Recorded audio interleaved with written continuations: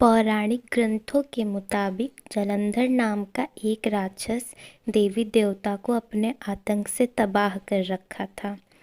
कहते हैं कि जलंधर की पत्नी वृंदा एक पतिव्रता नारी थी।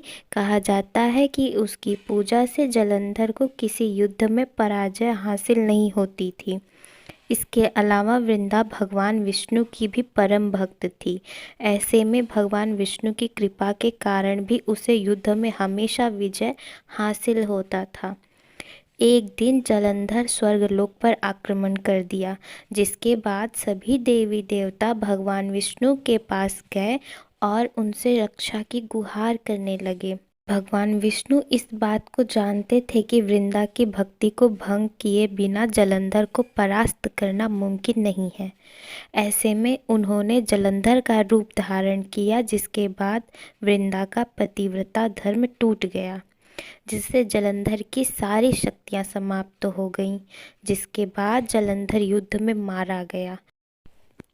वृंदा को जलंधर की मृत्यु का समाचार मिला तो वो बहुत निराश हो गई।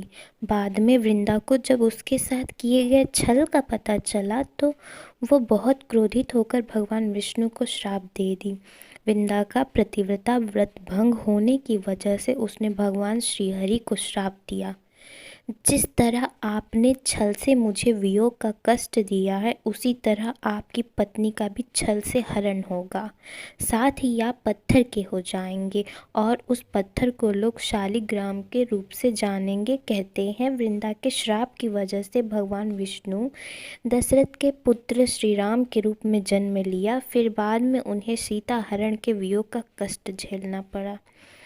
धार्मिक कथा है कि वृंदा पति के वियोग को सहन नहीं कर पाई और सती हो गई। कहा जाता है कि वृंदा की राख से जो पौधा उत्पन्न हुआ उसे भगवान विष्णु ने तुलसा नाम दिया, जिसके बाद भगवान विष्णु ने यह प्रण लिया कि वे तुलसी के बिना भोग ग्रहण नहीं करेंगे। इसके साथ ही उनका विवाह शालिग्राम से होगा।